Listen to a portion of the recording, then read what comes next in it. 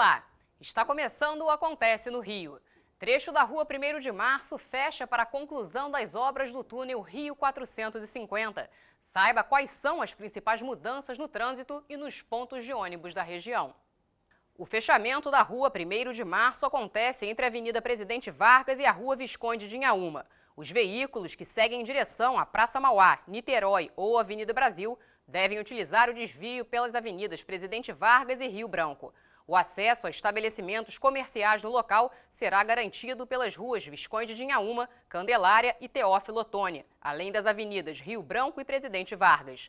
Alguns pontos finais de ônibus serão alterados. As linhas 146, 578 e 590 estão disponíveis para embarque de passageiros na Avenida Presidente Vargas e as linhas 100 e 1001 na Avenida Rio Branco. Operadores da concessionária Porto Novo e painéis informativos vão orientar os motoristas. O túnel Rio 450, que ganhou este nome em homenagem ao aniversário da cidade, vai operar em sentido único do centro para a rodoviária Novo Rio.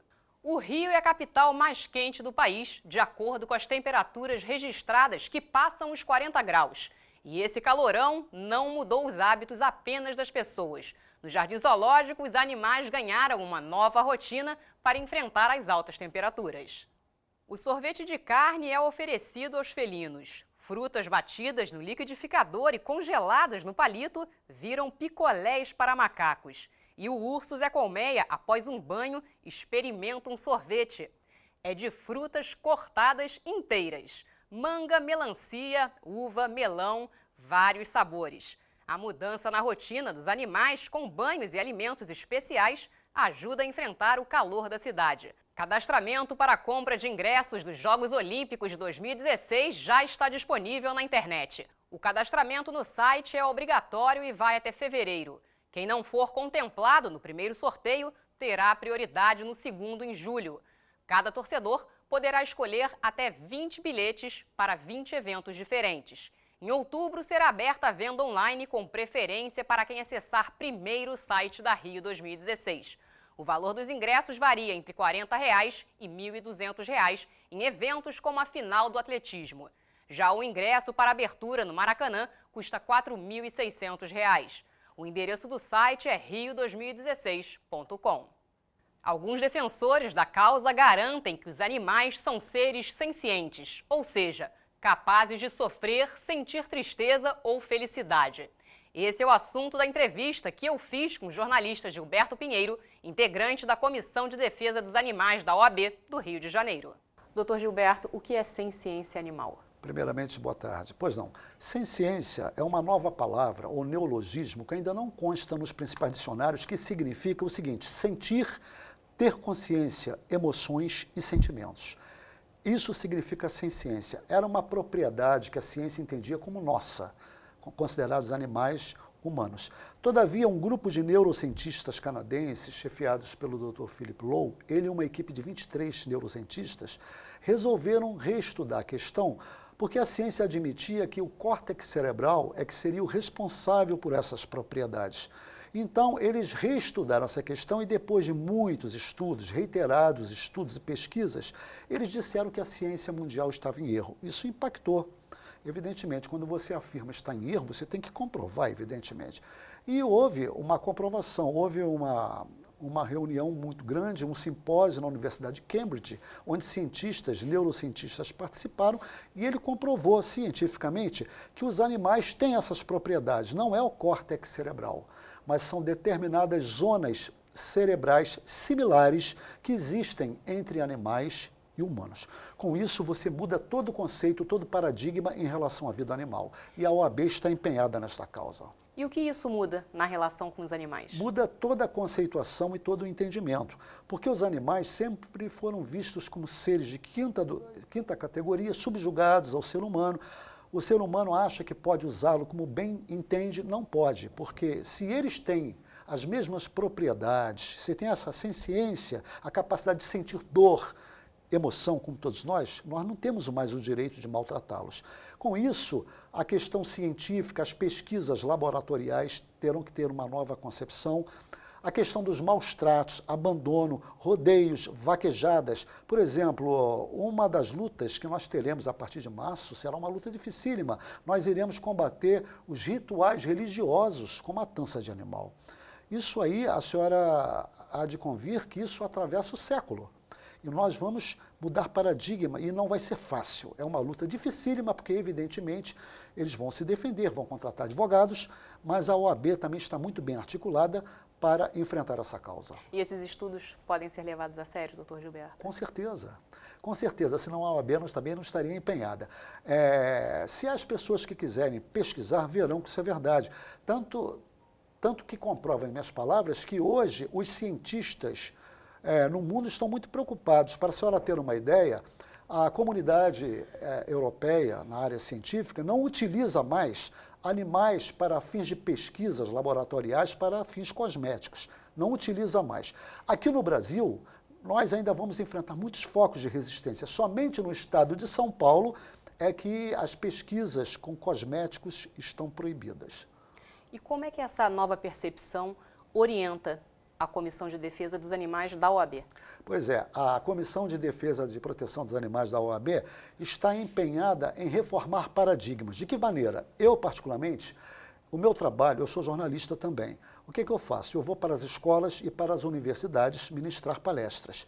E levo data show e a gente procura levar para os alunos um novo despertar de uma outra consciência em relação a esses animais. Estamos fazendo um trabalho pioneiro no Rio de Janeiro, está dando certo. Então, as escolas, meu trabalho rotineiro é esse. Eu vou para os colégios e para as universidades. No mês de novembro, nós estivemos na Universidade Católica de Petrópolis. No mês de outubro, nós participamos da 22ª Conferência Nacional da Ordem dos Advogados, no Rio Centro. Pela primeira vez em 88 anos, a Ordem dos Advogados, no âmbito nacional, abriu espaço para uma comissão de defesa dos animais. Portanto, eu acho que é uma comissão que tem muito o que fazer pela frente, são lutas dificílimas, mas nós vamos enfrentar todas elas. Não queremos contenda nem briga com ninguém, mas não vamos recuar um passo. Doutor Gilberto, já existe uma nova legislação baseada nesses conceitos? Sim, a Lei 9.605, no ano de 98, o artigo 32, essa lei está em vigor. Essa lei, resumidamente, ela diz assim, qualquer incômodo provocado a um animal é considerado crime. Então, se a senhora perceber abandono de animal, matança de animal em ritual religioso, nós não vamos abrir mão disso de forma alguma. Não queremos contenda, mas nós não vamos abrir mão. Já é consensual na nossa comissão, na Ordem dos Advogados, são 36 juristas, nós vamos enfrentar essa questão. Não vai esbarrar na questão da intolerância religiosa. Nós sabemos separar o joio do trigo. E a questão, por exemplo, charretes. Amanhã eu estarei em Petrópolis. Eu consegui uma agenda com o prefeito de Petrópolis, um problema crônico.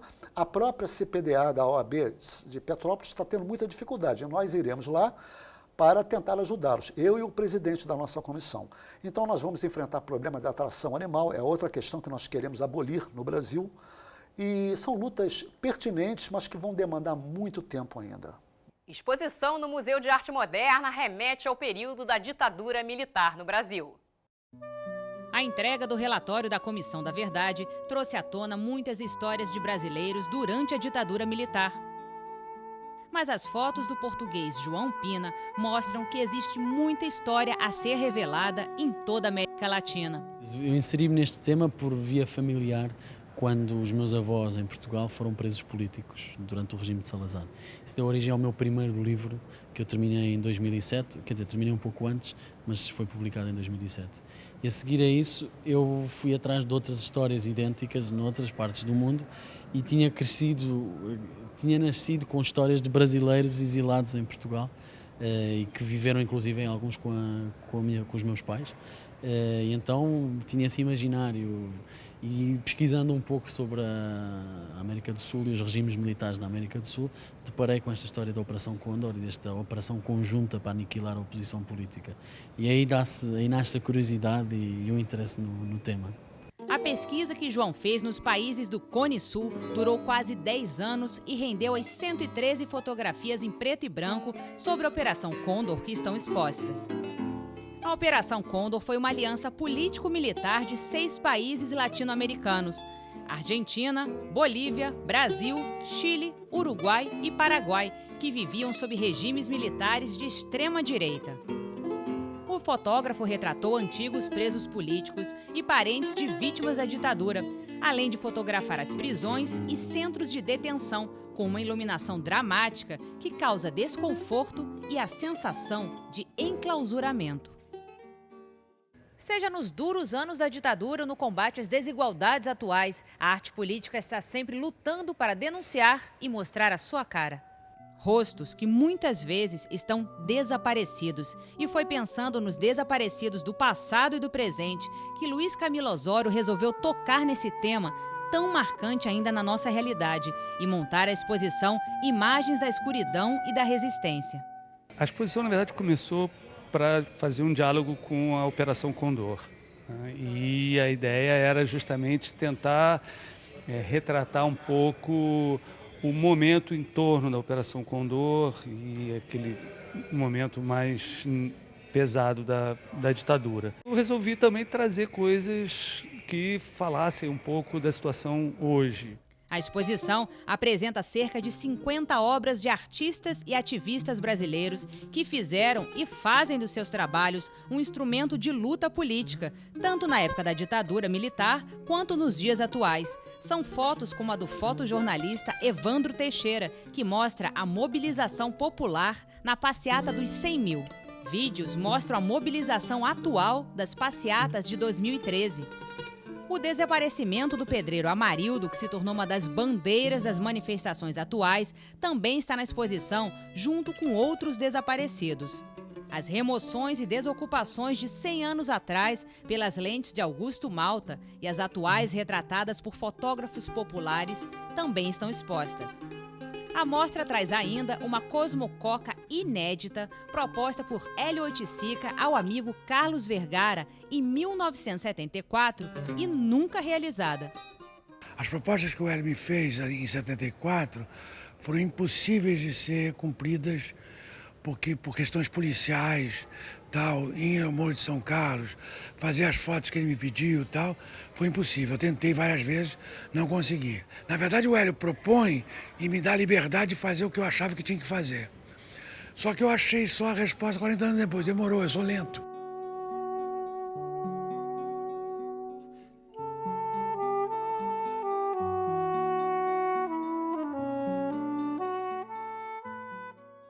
E o Acontece no Rio fica por aqui. Você pode rever este e outros programas no site da Câmara. Acesse câmara.rj.gov.br. Até a próxima!